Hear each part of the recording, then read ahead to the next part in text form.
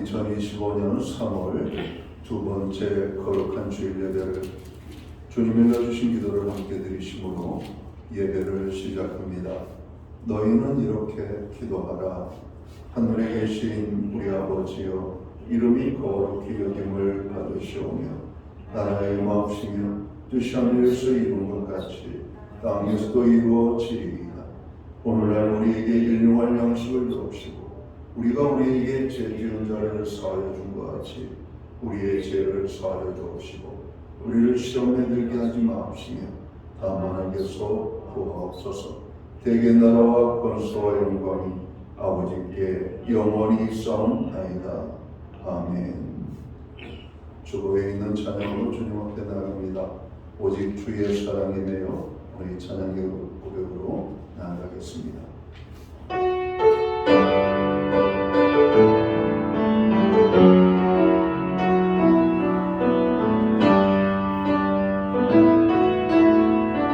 오직 주의 사랑에 매여 오직 주의 사랑에 매여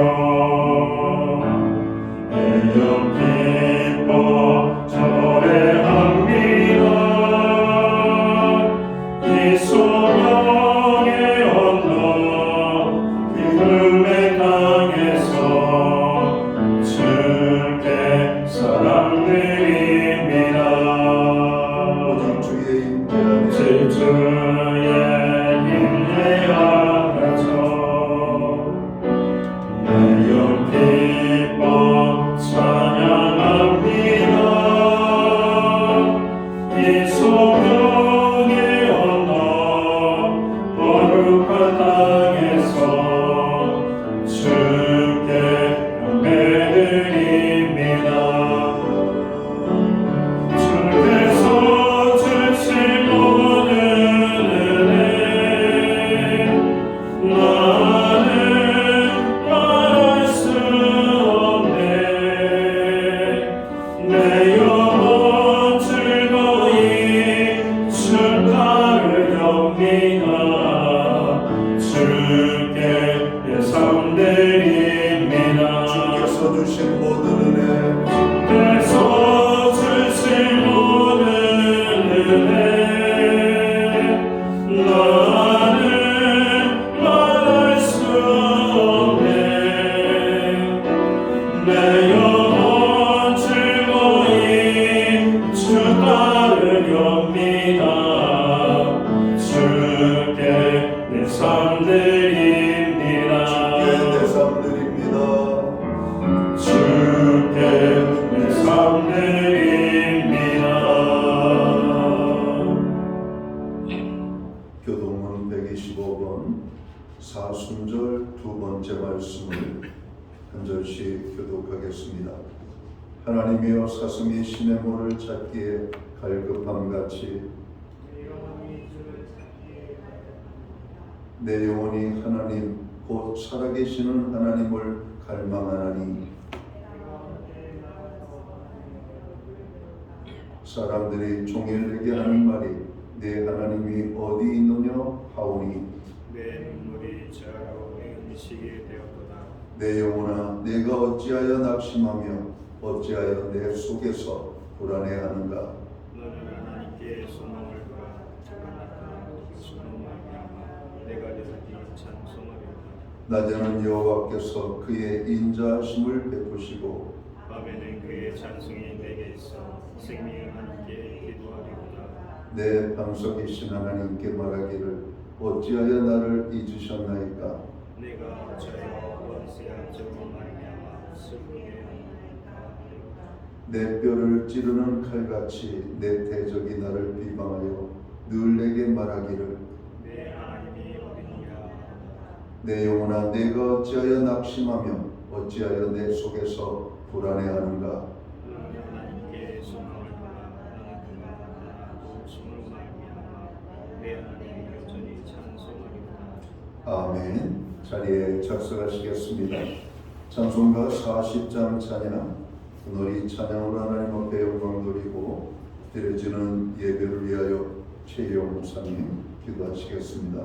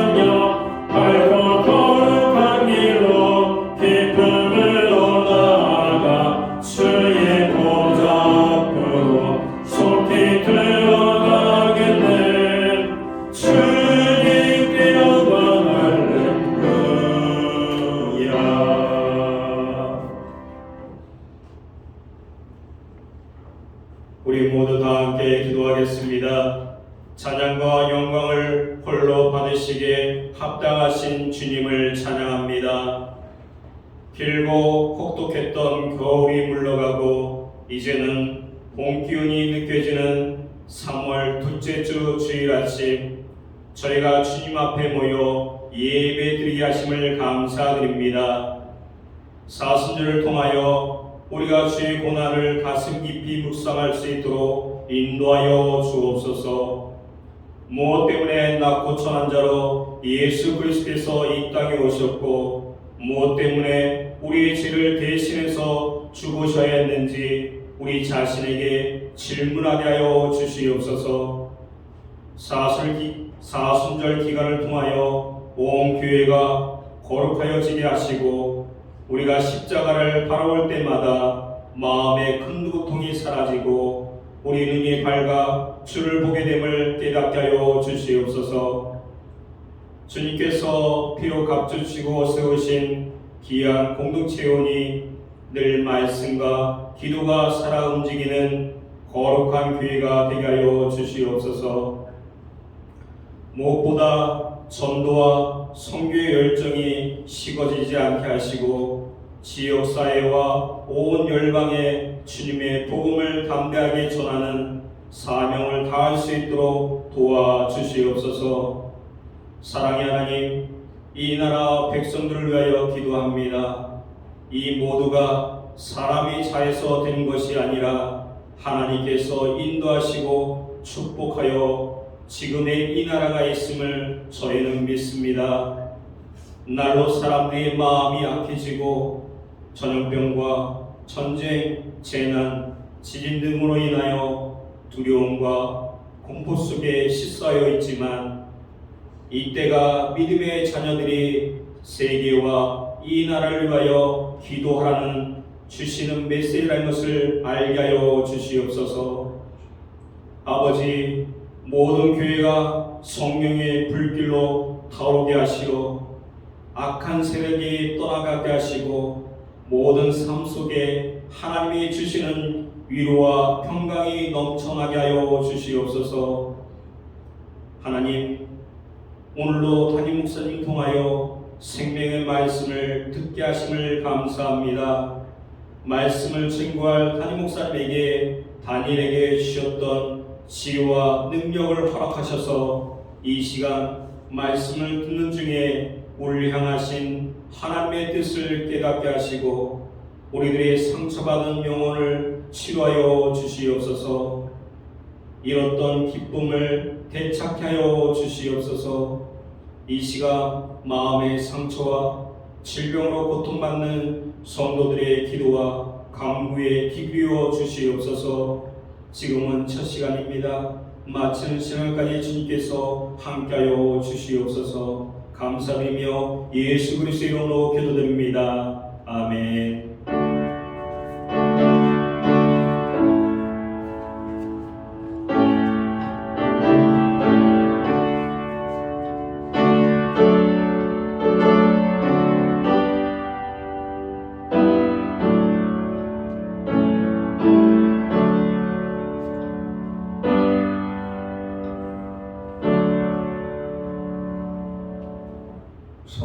둘째 주 교회와 성도들에게 주시는 하나님의 말씀입니다. 함께 오실 주의 말씀은 신약 성경 370면 야고보서 1장 19절 말씀에서 27절 말씀까지입니다. 찾으신 말씀을 한 절씩 교독하는 방법으로 말씀을 봉독을 하겠습니다. 제가 먼저 야고보서 1장 19절 말씀을 봉독을 합니다. 내 사랑하는 형제들아, 너희가 알지니 사람마다 듣기는 속히하고 말하기는 더디하며 성내기도 더디하라. 그러므로 모든 더러운 것과 넘치는 악을 내버리고 너희 영혼을 능히 구원할 바 마음에 심어진 말씀을 온유함으로 받으라.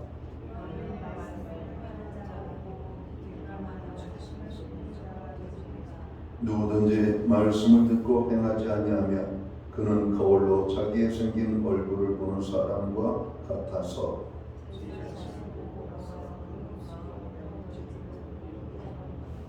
자유롭게 하는 온전한 율법을 들여다보고 있는 자는 듣고 잊어버리는 자가 아니요 실천하는 자니 이 사람은 그 행하는 일에 복을 받으리라.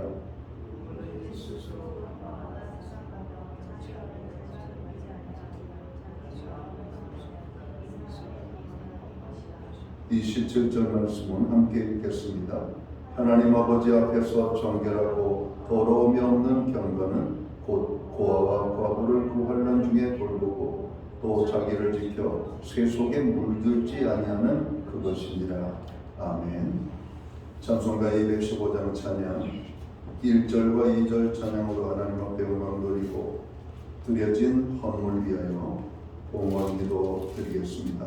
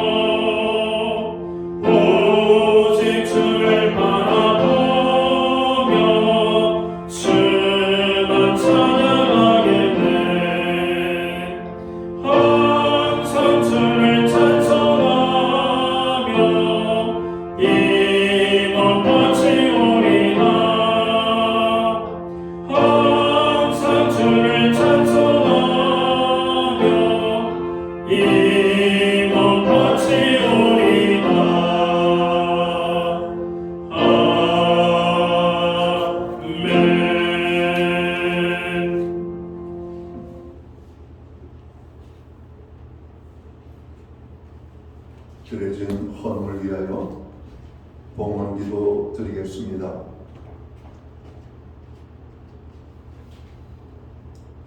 만복의 근원이 되시고 모든 생명의 주인이 되시는 창조주 여호와 하나님 아버지, 지난 한 주간 우리가 세상 속에 살아갈 때 눈동자처럼 지켜주시고 보호하여 주셨다가 오늘 거룩한 주일에 택한 주의 백성들을 불러 모으사 예배할 수 있는 은혜를 허락해 주시니 감사합니다.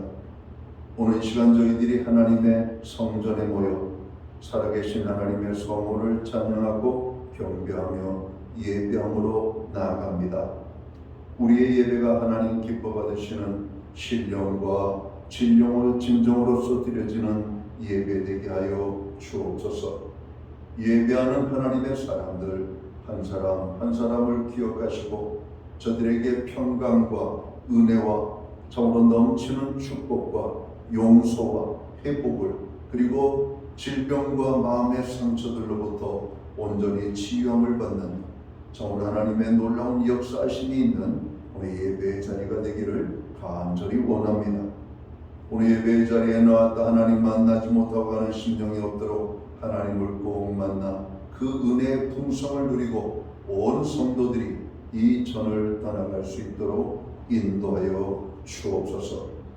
베풀어 주신 은혜와 사랑을 기억합니다. 주님의 은혜가 아니면 우리가 살 수 없는 존재임을 다시 한번 고백합니다. 주님이 베풀어 주신 것 기억하면서 오늘 저희들이 정성된 헌물로 봉헌의 헌물을 올려드립니다. 11조의 예물과 각종 제목의 감사의 예물과 목적성 헌물들과 주일헌금으로 주님 앞에 나아갑니다. 드려진 모든 손길들 받으시옵고 저들에게 아버지 하나님 은혜를 베풀어 주시고 축복하시되 하늘의 복과 땅에 넘치는 축복으로 역사해 주시기를 원합니다. 영육간의 강건함을 주시옵소서. 부르짖어 간구하는 기도에 응답을 주옵소서. 손대생하는 일들마다 열매가 있게 하시고 발로 밟는 그 지경을 넓혀주시되 그 땅이 평화의 땅이 되게 하여 주옵소서. 가정에는 화목을, 우리의 일터와 기업과 산업의 현장에는 풍성의 축복을, 선물로 주신 자녀의 삶 속에는 하나님의 함께하심과 동행하심으로 인한 간증의 고백이 넘쳐나게 하여 주옵소서. 하나님, 교회로 하여금 성도들로 하여금 기도하게 하시니 감사합니다.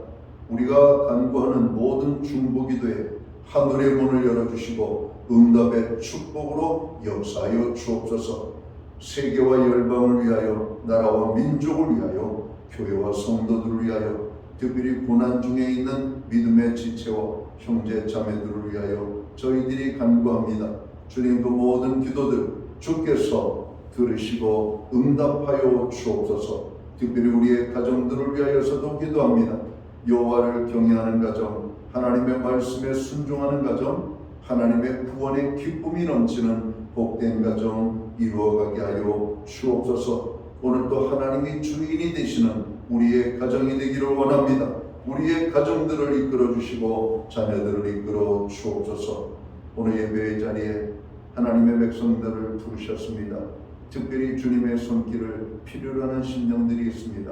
주님의 손길이 아버지 필요로 하는 모든 심령들마다 그 손길이 닿는 곳들마다 회복의 역사들이 나타나게 하여 주옵소서. 큰 은혜가 임하게 하여 주옵소서. 상처받은 영혼들이 온전하게 세움을 입을 수 있도록 주님 도와주시옵소서. 특별히 사람에게 누구에게도 말 못할 아픔과 답답함을 가지고 있는 심령들, 아버지 그 마음의 소원들을 이루어 주옵소서. 우리에게 드릴 수 있는 환경과 믿음으로 드리게 하심을 감사합니다. 드려진 예물 사용되는 곳에 주님의 영광이 나타나고 하나님의 나라 확장을 위하여 쓰여지며 주의 복음이 땅끝까지 전파되는 일에만 온전히 아름답게 사용되게 하여 주옵소서. 예배의 자리에 부르심을 감사합니다. 저희들을 축복하심을 감사합니다. 만복의 근원이 되신 하나님, 오늘 예배로 영광을 돌리며 나아가는 주의 모든 백성들에게 하나님 넘치는 축복으로 축복하여 주시옵소서. 이 모든 말씀을 우리 구주 예수 그리스도의 이름 받들어서 감사드리옵고 봉헌기도 드리옵나이다. 아멘.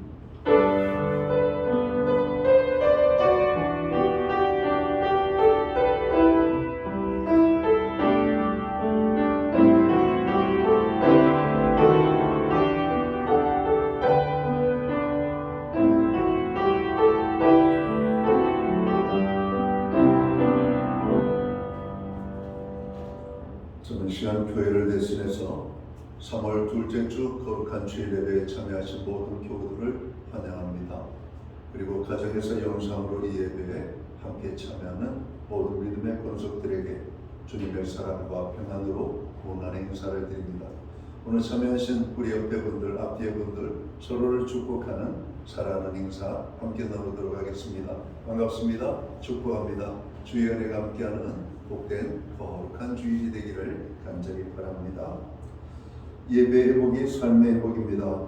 악한 마귀 사단은 어떻게 하든지 우리로 하여금 예배하지 못하게 만들고 기도하지 못하게 만들고 하나님을 사랑하지 못하도록 만들죠.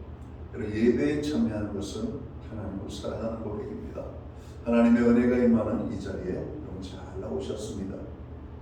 교회를 위한 또 중보기도와 또 많은 중보기도할 제목들이 오늘 주보에 기록되어 있습니다. 교회를 위하여, 목회자, 그리고 건강이 연약한 분들을 위하여, 주일학교를 위하여서 또 이 땅의 젊은이들을 위하여, 특별히 우리가 이 나라 이 민족을 위해서 우리가 많이 기도해야 될 것들이 얼마나 많은지 모릅니다. 중보기도에 여러분 깨어서 함께해 주시기를 바랍니다.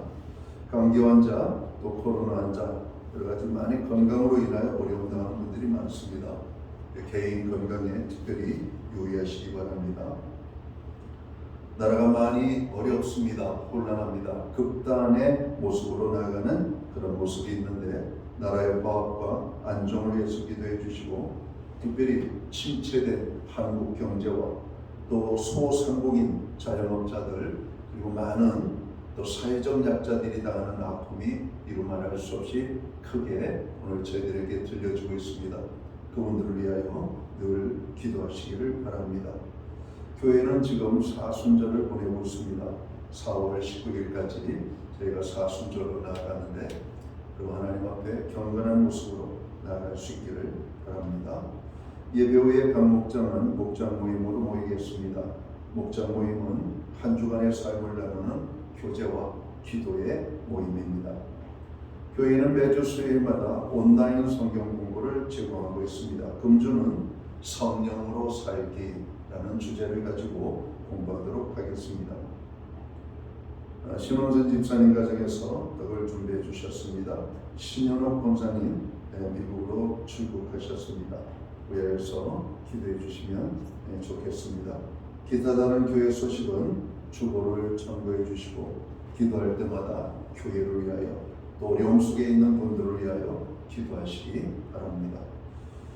우리는 오늘 신약성경 야고보서 1장 19절에서 27절 말씀까지 공독을 했습니다. 이 말씀을 중심으로 경건의 삶을 힘씁시다라는 제목을 가지고 함께 은혜의 말씀을 나누고자 합니다.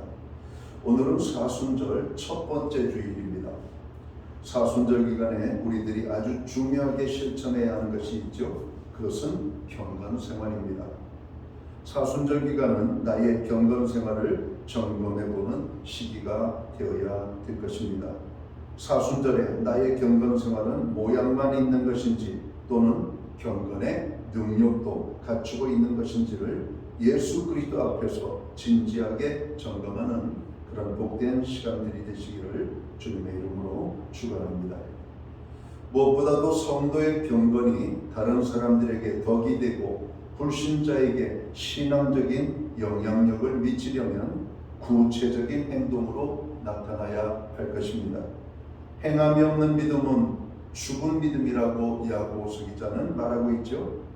마찬가지로 여러분 믿음이라고 하는 것은 말로 외치는 믿음이 아니라 삶으로 나타나는 믿음이 되어야만 합니다. 경건이라고 하는 것은 하나님을 경외하는 마음과 하나님을 사랑하는 마음을 말하죠. 바로 그러한 것을 가지고 하나님 앞에서 올바른 태도를 갖는 것, 이것을 우리가 경건이라고 말할 수 있을 겁니다. 하지만 올바른 태도라고 해서 이 중심만 바른 것을 말하는 것은 아니죠. 구체적으로 우리의 외적인 삶으로 나타나야 되는 경건을 가지라고 오늘 성경은 말하고 있습니다. 성도들 가운데 스스로 자신은 경건하다고 생각하는 사람들이 있으나 실제로는 하나님께 인정받지 못하는 그런 경건의 모습을 갖고 있는 분들이 많이 있습니다. 특별히 유대인들은 이방인들보다 자신들은 거룩하다고 생각을 했습니다. 자신들은 하나님 앞에서 인정받는 경건한 백성들이라고 생각을 했던 것이죠. 한때 이 세계는 인류 시민과 이류 시민, 삼류 시민으로 사람들을 분류하기도 했었습니다. 그러나 유대인들은 자신들은 온전한 경건한 사람들이고 그 외의 사람들은 경건하지 못한 사람들이라고 생각을 하며 살았던 것이죠. 하지만 예수님은 유대인들을 책망하셨습니다. 특별히 세리나 죄인들보다 경건하다고 생각했던 바리새인들에 대하여서 주님은 심한 책망을 하시는 장면을 우리가 복음서를 통해서 찾게 됩니다. 오늘 우리는 본문 말씀을 통하여 나의 경건은 하나님 앞에 인정되는 경건인가 아니면 나 혼자 그렇게 생각하는 것은 아닌가 하는 그런 부분들을 살펴볼 수 있는 시간이 되기를 바랍니다. 오늘 본문은 하나님 앞에서 인정받는 참된 경건이 무엇이라고 말씀하고 있습니까? 오늘 26절에 있는 말씀을 보면 이렇게 말씀을 하고 있죠. 누구든지 스스로 경건하다 생각하며 자기 혀를 재갈 물리지 아니하고 자기 마음을 속이면 이 사람의 경건은 헛것이라 이렇게 말합니다. 스스로 경건하다고 하면서 자기 혀를 재갈 먹이지 않는 사람의 경건은 헛되다라고 말하고 있는 것을, 다시 말하면 올바른 언어 생활을 하는 사람이 참으로 경건한 사람이다 이렇게 말할 수 있을 것입니다. 그럼 구체적으로 올바른 언어 생활은 어떤 언어 생활을 말할까? 우리가 네 가지를 가지고 말할 수가 있을 텐데요. 먼저는 믿음의 말을 하는 말입니다. 하나님은 성도가 무엇을 마다 하든지 믿음으로 하기를 원합니다. 믿음으로 행하지 않는 것은 죄라고까지 말씀하시는 하나님의 모습을 우리가 찾게 되죠. 말도 믿음의 말을 해야 되는 것이죠. 이 광야의 이스라엘 백성들의 말은 원망과 불평, 불신앙으로 가득했습니다. 그들의 불신앙적인 말로 인하여 하나님은 진노하셨다, 이렇게 말씀을 합니다.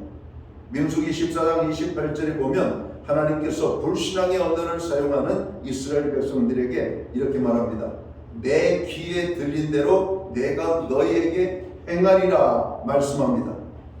우리가 하는 말을 하나님이 들으시고 그 말한 대로 하나님이 이루시겠다라고 말하는 겁니다. 그러니까 우리가 원망과 불평과 불신앙의 말이 아니라 여러 하나님 앞에 감사와 기쁨과 믿음의 말을 해야 되는 우리가 합당한 이유들을 찾게 되는 겁니다. 오늘 이 말씀 그대로 해석하면 이스라엘 사람에 대한 하나님의 반응은 그 사람들의 말에 의하여 결정된다는 것입니다. 아, 나는 망할 것이야. 그 사람 망하게 되는 겁니다. 하나님이 도와주실 것이야. 하나님이 도와주시는 은혜가 있는 겁니다.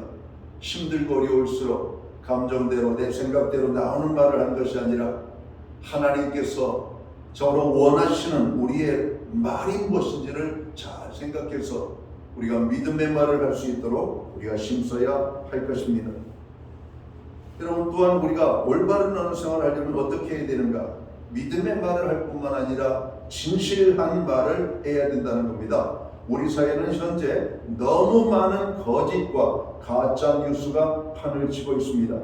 그래서 어떤 사람은 저로 가짜 뉴스를 통해서 그 사람이 그렇게 살지 않고 말한 적이 없는데도 불구하고 사람들이 자꾸 그 사람이 이렇게 말했다, 그 사람이 이렇게 행동했다라고 하는 여러분 많은 이 악플러들, 여러분 영향력을 끼치는 많은 여러분 SNS, 여러분 소셜미디어를 통해서 사람들을 죽이는 일들이 많잖아요.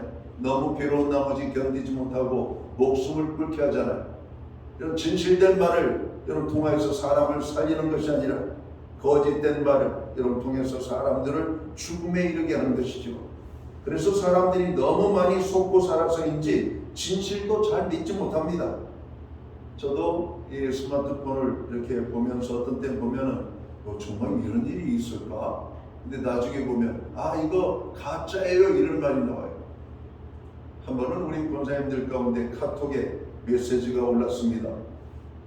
저도 그분이 이 카톡에 메시지를 올린 줄 알았어요.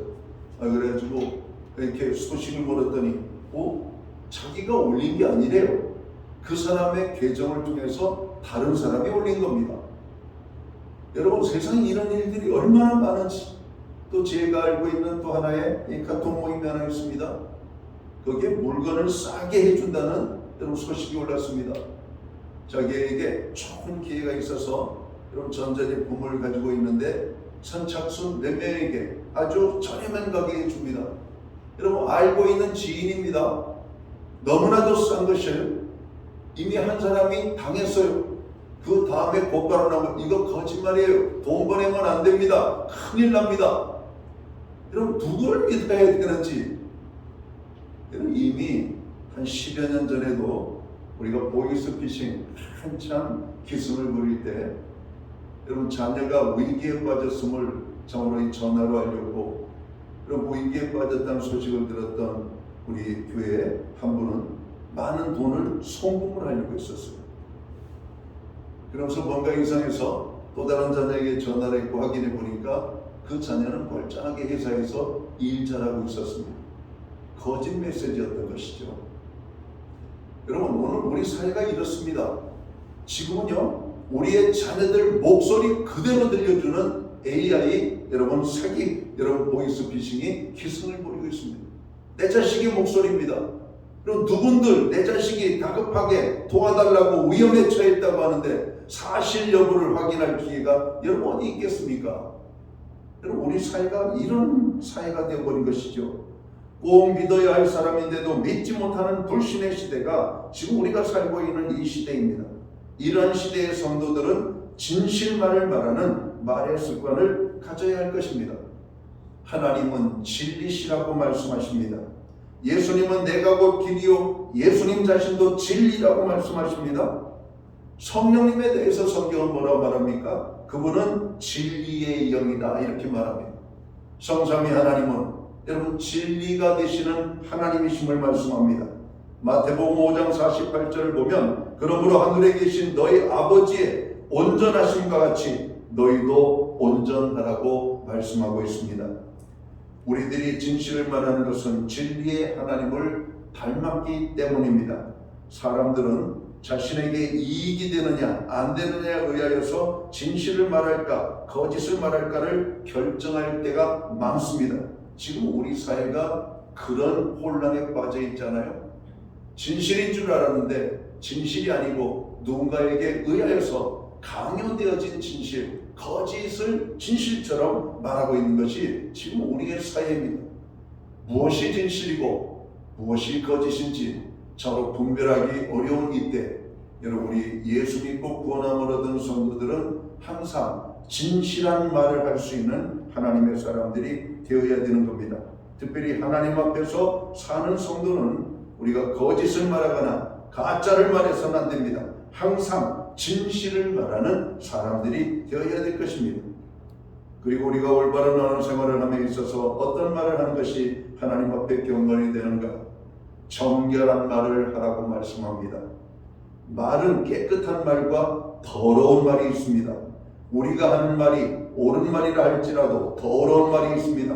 어떤 말이 더러운 말입니까? 남의 허물을 들추어내는 말이 정결하지 못한 말이라고 말합니다. 남의 허물을 말하는 것, 남의 뒷담화를 까는 것, 비방하고 정죄한 것들입니다. 물론 그 사람의 모습일 수 있어요. 옳은 말입니다. 그러나 그런 말들을 우리가 말하는 사람, 이런 사람, 이 사람, 저 사람에게 옮기는 것, 이런 말들이 더러운 말들이라고 하는 겁니다. 지금 우리 사회는 말로 이 세상이 오염된 시대 속에 살아가고 있죠. 그 사람의 말투만 봐도 이 사람은 이런 사람이구나. 우리가 알 수 있는 바로 이런 것들이 여러분 우리 속에 여러분 많이 찾아지고 있습니다. 다른 사람의 허물을 들춰낸다면 그것은 하나님 앞에서 죄악입니다. 왜냐하면 성경은 사랑에 대해서 말하는데 다른 사람의 허물을 덮어주는 것입니다. 만약 예수님께서 우리가 지은 죄를 저로 이곳저곳에 막 떠들고 다니신다면 여러분 우리가 부끄러워서 살겠어요? 오늘 당장 여러분 목숨을 끊어야 될지도 모릅니다. 그런데 주님은 우리의 모든 죄악을 알고 계시면서도 주님은 우리의 허물을 덮어주셔요. 현장에서 가늠하다 잡힌 여인에 대해서 주님은 이렇게 말씀하죠. 나도 너를 정죄하지 아니하노니 가서 다시는 죄를 짓지 말라. 남의 허물을 거듭거듭 말하는 것은 사랑하는 것이 아니라고 말합니다. 남의 허물을 말하고 다니는 사람들은 더러운 말을 하고 다니는 사람들입니다. 비방하는 말, 이런 것들이죠. 특별히 음란한 말도 정결치 못한 말입니다. 이런 말은 하나님께서 기뻐하는 말이 아니라고 말하죠. 다른 사람의 마음속 상처를 건드리거나 상처를 내는 말도 정결한 말이 아니라고 하는 것이죠. 의외로 많은 사람들이 대화 중에 다른 사람의 마음을 건드리는 상처를 주는 말들을 할 때가 얼마나 많은지 모릅니다. 여러분 우리는 말 한마디 때문에 살기도 하고 말 한마디 때문에 죽기도 할 수가 있는 것입니다. 여러분 어둠의 세력들, 악한 자들의 말을 보세요. 말이 험악합니다. 사람을 불안하게 합니다. 사람을 두렵게 하죠. 말로 사람을 죽여버리는 겁니다. 여러분 우리 사회에 이런 것들이 얼마나 많습니까? 심께나 가졌다라고 하는 사람들이 말로 세상을 협박하잖아요. 정직한 사람들을 협박하고 착한 사람들을 협박하고 거짓으로 여러분 그들을 죽이는 우리 사회의 모습을 봅니다. 가지고 있는 힘을 옳게 쓰지 못하는 것들이죠. 그들의 말로가 좋을 수가 없는 것이죠. 하나님께서 그들을 심판하시겠다라고 말씀하는 겁니다. 자, 우리의 올바른 나눔 생활은 또 어떤 말로 해야 되는가? 맛을 내는 말을 해라.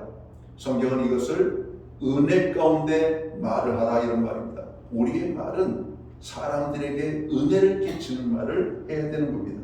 그렇다고 없는 말을 지어내라는 말이 아니에요. 아첨하는 말을 하라고 하는 말이 아닙니다. 오늘 맛을 내는 말은 어떤 것인가? 때에 적당한 말을 하는 사람들을 말합니다. 잠언은 이렇게 말하고 있죠. 여름 타작마당에 얼음 냉수와 같은 여러분 삶.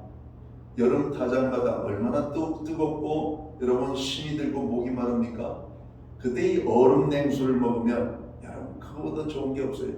경우에 합당한 말은 여름 타작마당의 얼음 냉수와 같다 이런 말입니다. 여러분 맛을 내는 말은 바로 그런 말을 하라는 겁니다. 성도는 말해야 할 때 말하고 입을 다물어야 할 때 다무는 지혜가 있어야 돼요. 골로새서 4장 6절은 이렇게 말합니다. 너희 말을 항상 은혜 가운데서 소금으로 고르게 함 같이 말하라 이렇게 말합니다. 소금에 두 가지 특성이 있죠. 하나는 부패를 방지하는 겁니다. 또 하나는 맛을 내는 것이죠. 어제도 우리 아이들이 사다 놓은 맥반석 계란이 있습니다. 하나를 깨쳐 먹었어요. 먼저는 이게 맥반석 계란인 줄 깨쳤더니 생계란이어서 가지고 난리가 났었는데, 여러분 딱 깨쳤는데 구운 달걀이죠. 구운 달걀. 삶은 게 아니라 먹는데 소금 없이 먹으려고 하니까 목이 맥혀가지고 반도 못 먹고 물을 찾았습니다. 얼마나 목이 막히던지. 그런데 소금을 찍어 먹으면요 목이 막히지는 않습니다. 소금. 그 달걀을 더 맛있게 먹는 방법이 소금 찍어 먹는 거예요. 동남아에 파견돼서 하나님의 복음을 증거하는 선교사님 그런 얘기합니다. 이 동남아에 가면은 이 과일, 이 야채 같은 거를 소금에 찍어 먹는다는 거예요. 소금에. 야, 설탕도 아니고 무슨 소금이냐 했더니 소금에 찍어 먹으면 처음에는 잘 맛을 모르다가 그 맛을 알면은요 기가 막힙니다 그러더라는 거예요. 여러분 우리가 어떤 야채나 무슨 소금 찍어 먹는 경우는 거의 없잖아요. 그냥 먹지. 이 동남아에 있는 많은 사람들은 이 야채, 이 열매 이런 것들을 이 소금 찍어 먹는 그런 게 있나 봐요. 달지는 않지만 소금을 찍어 먹으면 맛이 그렇게 기가 막히다는 거예요. 아 그렇군요. 여러분 그 사람들은 망고 얼마나 맛있습니까? 이것도 소금 찍어 먹는데요. 그러면은 더 맛있다는 겁니다. 아 그렇구나. 여러분 우리 사회에 얼마 전에 히트를 친 빵 하나가 있죠. 소금빵. 소금빵. 여러분 소금빵 모양은 별게 아닌 것 같더라고요. 먹어보니까 이게 은근히 담백하고 맛있네. 여러분 그 빵이 별게 아닌데 가격도 비싸요. 여러분 그런데 사람들이 찾는 거예요. 소금빵. 그 위에 소금 알갱이 몇 개가 올려져 있을 뿐인데 그 짭짤한 맛이 여러분 독특한 맛을 내면서 커피와 어우러지면 여러분 그렇게 사람들을 여러분 참으로 기쁘게 만드는 방법을 몰랐어요. 여러분 이 소금의 기능이 바로 그런 것입니다. 소금도요 아무 소금이 맛있는 게 아니에요. 좋은 소금은 정말 맛이 있습니다. 소금이 비싼 것은요 이런 금값에 해당되는 소금이 있다고 그래요. 그 소금이 아주 기가 막힌 소금. 우리가 일반적으로 먹는 소금도 있지만 여러분 아주 고급스러운 소금이 정말 귀하고 값비싼 것들이 있다는 얘기를 제가 들었습니다. 그런 소금을 먹으면 이게 분명히 소금인데 짠맛이면서도 소금에 단맛이 있고 여러 가지 맛이 여러분 함미가 되어 있어서 기가 막힌 맛의 조화를 이룬다는 겁니다. 아 그렇구나. 여러분 순대 좋아하시죠? 순대 먹을 때 소금 없이 드실 수가 있습니까? 순대집에서 제공하는 소금을 보면 양념이 되어 있는 소금입니다. 소위 MSG들이 그냥 흠뻑 들어가 있는. 여러분 먹으면은 맛이 기가 막힙니다. 여러분 기가 막혀요. 여러분 그것은 아주 값싼 조합을 이루는데 그렇게 여러분 맛을 내는 겁니다. 그러니까 맛만을 위해서 낸 거죠. 건강을 위해서 만든 것이 아니라. 그러나 소금은 건강까지도 챙긴다면 우리가 좋은 소금을 먹어야 되는 것이죠. 소금을 9번 구운 소금. 그래가지고 그 소금은 약이 되기도 하고 사람의 질병도 치료하는 소금이 되기도 하는 겁니다. 자, 오늘 소금으로 고르게 함같이 하라. 가장 기본적인 두 가지 기능은 부패를 방지하고 맛을 내는 역할을 하는 것이 소금입니다. 예수 믿고 구원함을 얻은 성도의 말은 바로 이 소금과 같은 말이 되어야 된다는 겁니다. 부패를 방지하고 사람들로 하여금 타락에 이르지 아니하고 고통받지 않게 하는 말이 될 뿐만 아니라 그 말을 들으면 행복해지는 말들. 여러분 자녀들하고도 그런 대화를 많이 나누시기 바랍니다. 부부지간에도 그런 대화를 많이 나누시기 바랍니다. 여러분이 처해 있는 사회적 공간 속에서도 여러분들은 소금의 맛을 내는 언어의 달인이 되시기를 주님의 이름으로 축원합니다. 바로 이러한 말을 한 것이 삶의 경건입니다. 아, 저 사람을 만나면 기분이 좋아지는 이런 것이죠.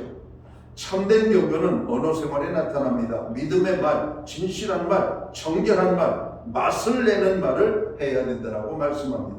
자, 그러면은 사순절을 통해서 우리가 또 돌아봐야 될 참된 경건은 무엇인가? 오늘 27절에 보면 이렇게 말합니다.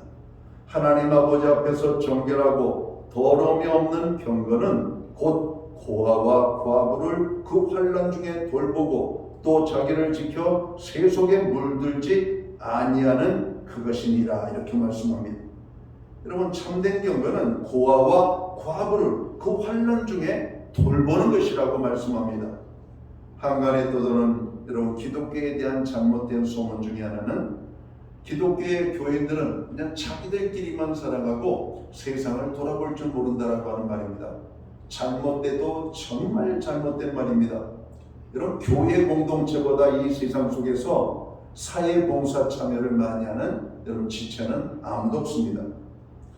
얼마 전에 한 그 리서치 그 기관에서 조사를 했습니다. 사람들에게 당신은 사회적 봉사에 해본 적이 있습니까? 한 번이라도 있다면 예, 해본 적이 없다면 아니요. 이렇게 대답을 해보도록 했습니다. 그랬더니 봉사를 해봤다라고 하는 경험을 말한 사람이 34.6%, 한 번도 봉사를 해보지 못했다라고 하는 사람이 65.6%입니다. 그러니까 한 3분의 1 정도는 봉사의 경험이 있고, 여러분 나머지 3분의 2는 봉사에 한 번도 마음을 있고 관심을 있지만 해보지 못한 사람들입니다.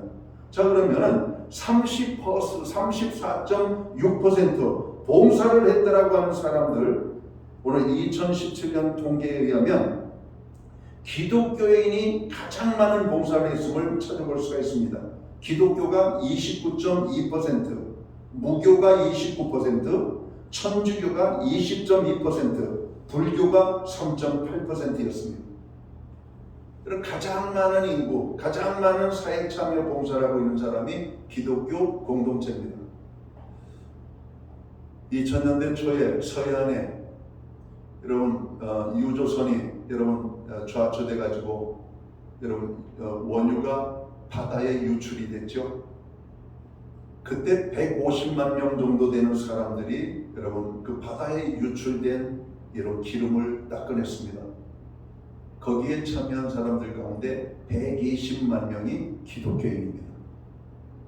교회들마다 텐트를 치고 밥을 해주고 거기에 나와서 수고하는 모든 사람들의 라면을 끓여주고 컵라면을 주고 커피를 대접하고 함께 그 기름띠를 닦아내가지고 지금은 서해바다가 회복이 됐잖아요. 전 세계 유래를 찾아볼 수 없는 여러분 놀라운 사람의 신이라고 말합니다. 유조선이 한번 좌초돼서 기름띠가 한번 띄어버리면 그 바다는 30년 동안 못 들어갑니다. 그리고 그 깃에 보면은 기름 냄새가 난다. 여러분 서해바다의 그 맛있는 바지락들, 맛있는 여러분 물고기, 여러분 맛있는 어떤 여러분 이 어패류들 지금 우리는 너무나 행복하게 먹고 있지 않습니까? 만약에 그때 야 이것은 안 돼, 불가능해, 할 수가 없어. 근데 기독교 단체에서 여러분 손을 걷어붙이고 나간 겁니다. 여러분 서해안에 사는 어부들 참으로 삶의 터전을 잃고 참으로 아파하고 힘들어하고 그런 망연자실한 그들에게 용기를 줄 수 있는 것은 당신의 고난에 우리가 함께 참여하겠습니다. 여러분 참여해서 그 기름띠를 닦아낸 것입니다. 여러분 원유 기름띠를 손으로 만지면 손이 여러분 부작용이 일어납니다. 여러분 기름독이 올라요. 여러분 그 비닐 장갑을 끼고 하얀 여러분 그 일회용 옷을 입고 그냥 주저앉아가지고 바위 하나하나에 묻어있는 기름을 여러분 다 닦아낸 것입니다. 얼마나 많은 사람들이 거기에 참여했는지. 그때는 또 계절적으로 겨울입니다. 추운 때였습니다. 추운 바닷속에서 여러분 그들이 함께 그 아픔과 괴로움을 여러분 빼내고 기름을 씻어내고, 그리고 그들은 서해 바다에 많은 사람들은 그 고마움을 바다를 찾는 사람들에게 바가지를 씌우지 않는 저로 그런 보온으로 그들에게 필요를 제공하고 그 고마움을 잊지 않고 여러분 살아갑니다. 그런데 지금도 아직 보상 문제는 해결이 안 됐습니다. 바다는 해결이 됐지만 수많은 사람들이 당한 고통들, 여러분 그 보상의 문제는 아직도 진행 중이라고 하는 사실을 국민들은 잘 모르는 것 같습니다. 여러분 그때 가장 많이, 가장 빨리, 가장 앞서서 수고했던 사람들이 기독교인들입니다. 성경은 고아와 과부를 돌보는 것에 대해서 상당히 강조하고 있습니다. 구약시대에 추수를 할 때 떨어진 이삭을 줍지 않았을 뿐만 아니라 밭의 기퉁이 부분을 수확하지 않고 남겨두었습니다. 그 이유는 가난한 사람들이 먹고 생활을 하도록 하기 위해서 남겨놓은 것이죠. 예수님의 제자들과 예수님이 활동하던 그때에도 가난한 자들이 참으로 많았습니다. 예수님은 특별히 가난한 자에 대한 관심이 많았죠. 가난한 자들을 도우라고 말씀합니다. 보리떡 5개와 물고기 2마리로 저로 굶주린 사람들에게 배불리 먹이시는 주님의 모습을 봅니다. 그리고 초대교회의 중요한 사역 중에 하나가 구제의 사역이었다는 사실을 우리는 성경을 읽으면서 깨닫게 되는 겁니다. 안디옥 교회 같은 경우는 그 지역에 있는 사람들에 의하여서 안디옥 교회의 성도들을 향하여 저들은 그리스도인이라고 하는 이런 명명으로 불림을 받았습니다. 그리스도인은 누구인가? 가난한 자들을 그냥 지나가는 사람이 아니라 돕는 사람, 선행을 행하는 사람, 그들은 진실된 말을 하는 사람이라고 하는 인식들이 있었고, 오늘 안디옥 교회 성도들은 그렇게 살았고, 그 당시 사람들은 그 성도들을 가리켜 그리스도인이라고 했던 겁니다. 지금 우리는 하나님의 자녀로 그리스도인으로 살고 있습니다. 현대 그리스도인들은 어떻습니까? 믿지 않는 자들과 믿는 자의 구분이 있습니까? 별로 구분이 없잖아요. 구분이 있다면 주일에 예배를 드리는가, 예배를 드리지 않는가, 이 정도지. 삶에서 여러분 구분이 되어지지 않는, 구분이 되는 부분들은 여러분 많이 희석이 됐다고 생각합니다. 이번 사순절을 통해서 다시 한번 우리들을 돌아볼 필요가 있습니다. 우리의 언어 생활을 돌아볼 필요가 있고, 다른 사람을 배려하고 생각하는 여러분 구제하는 마음, 돕고자 하는 마음, 연약한 자들을 우리가 돌보고자 하는 그런 마음들이 여러분 우리에게 얼마나 있는지를 돌아볼 필요가 있다는 겁니다. 경건은 내적인 것만이 아니라 이 경건은 외적인 것으로 나타나야 되는 것이죠. 우리 교회가 많이 부족하지만 선교와 구제에 힘을 쓰는 것은 그것이 기독교 정신이기 때문에 그렇습니다. 우리도 많이 필요하기 때문에 우리의 것을 나누는 것은 쉬운 것이 아닙니다. 앞으로 우리 교회는 최소한 교회 예산에 더 많은 것을 선교와 구제하는 일에 사용하도록 노력해야 할 것입니다. 교회가 영적인 일에 힘을 쓴다고 구제 사업이 약화되는 것은 아닙니다. 오히려 복음적이며 영적인 교회들이 이러한 일들을 더 많이 하고 있음을 보고 있기 때문에 그렇습니다. 성도 여러분, 여러분도 인생의 여러 가지 목표 중에 섬김의 목표를 정하시기 바랍니다. 우리 교회도 보면은 구제헌금, 장학헌금, 선교헌금 여러 가지 항목에 여러분 그런 헌금하는 항목이 있습니다. 저도 정기적으로 장학, 구제, 건축 여러 가지 항목에 여러분 부분을 놓고 매달 일정한 금액을 헌금을 하고 있습니다. 그것은 우리 교회 목적에 적합하게 사용될 겁니다. 이거를 우리는 목적성 헌금이라고 말합니다. 물론 우리가 세상적으로도 많은 사람들에게 도움을 베풀어야 되겠죠. 그러나 교회적으로 이렇게 우리가 작은 것을 십시일반 모아가지고 목적에 맞게 쓰는 것, 이게 목적성 헌금이 되는 겁니다. 이번에 우리 교회 권사님 한 분이 우리 교회 크는 다음 세대 아이들을 위하여 장학 기금을 마련하셨죠. 여러분 적은 돈이 아닙니다. 많은 돈을 여러분 장학 기금으로 우리에게 주었고 교회는 그런 뜻을 기려서 이 장학회를 여러분 구성을 했습니다. 이제 효율적으로 이것이 진행될 수 있도록 우리가 힘을 써야 할 것입니다. 여러분 참된 경건은 마지막으로 우리가 무엇인가? 오늘 27절 하반절에 보면 그렇게 말하고 있잖아요. 자기를 지켜 세 속에 물들지 아니하는 그것입니다. 우리가 생각하는 경건의 대부분은 바로 여기에 포함되지 않을까 생각해요. 경건은 세상과 구별되어지는 우리들 자신을 지키는 것. 기독교인은 바닷물 속에 있는 물고기와 같아야 합니다. 물고기는 바닷속에 살지만 그 자체는 짜지가 않습니다. 그리스도인은 세상을 떠나서 살 수 없죠. 세상에 살지만 세상이 그리스도인들 속에 들어와서는 안 되는 겁니다. 세상과 구별되어지는 삶을 사는 것이죠. 여러분 바리새인이라고 하는 말이 어떤 말이냐면 구별되어진 사람이다. 이렇게 여러분 부르는 명칭입니다. 여러분 우리가 옛날에 그림을 그릴 때 여러분 빨간색, 흰색, 검정색 물감을 짜서 쓰는 여러분 이 플레이트를 뭐라고 말합니까? 파레트라고 그러잖아요. 바리새인이라고 하는 말이 여기서 나온 겁니다. 분리를 시키는 거예요. 분리. 색깔이 섞이지 않도록 여러분 분리된 이 팔레트를 가지고 여러분 바리새인이라고 하는 말에서 이 말이 나온 겁니다. 바리새인들은 세상과 구별되어진 사람, 그리스도인들은 세상과 구별되어진 사람이라고 하는 겁니다. 무엇에 대해서? 세상에 속된 것들에 대해서. 오늘 세상 사람들이 아무렇지 않게 누리는 죄된 삶과 상관이 없는 의로운 삶, 깨끗한 삶, 정결한 삶을 우리가 살아가는 것들이죠. 바벨론 포로 생활을 했던 다니엘과 그의 세 친구들이 바벨론이라고 하는 그 이방 속에 살았지만 이방 나라의 종교와 풍습과 그들의 여러분 삶의 행태를 본받지 아니하고 그들은 여호와를 경외하는 믿음을 가지고 살았다라고 말씀합니다. 자, 우리가 이런 경건을 아름답게 살기 위해서는 어떻게 해야 되는가? 하나님과의 깊은 교제의 시간을 가져야만 합니다. 하나님과의 깊은 교제의 시간을 갖지 아니하면 우리는 세속화가 될 수밖에 없어요. 그래서 말씀과 기도의 자리를 매일같이 찾아야 돼요. 디모데전서 4장 5절을 보면 하나님의 말씀과 기도로 너희가 거룩하여진다라고 말하는 겁니다.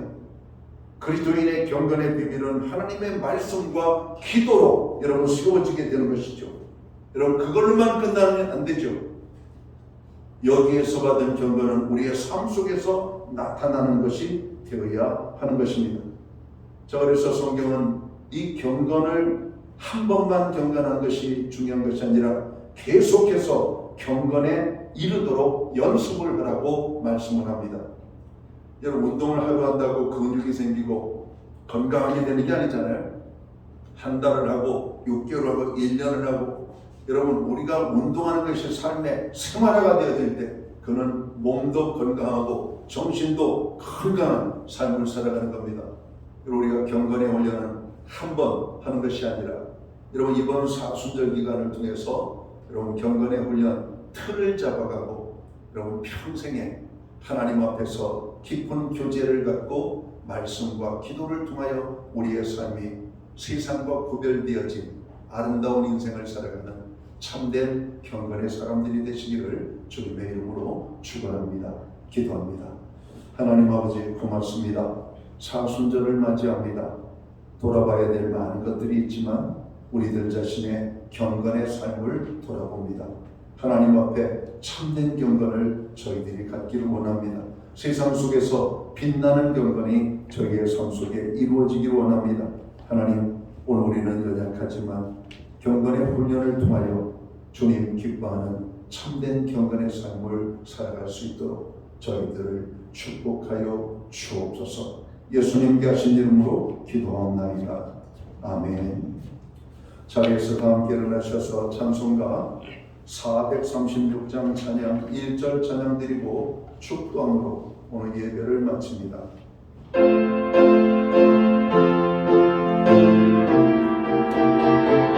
나 이제 주님의 스승 영혼으로 옛 것은 지나고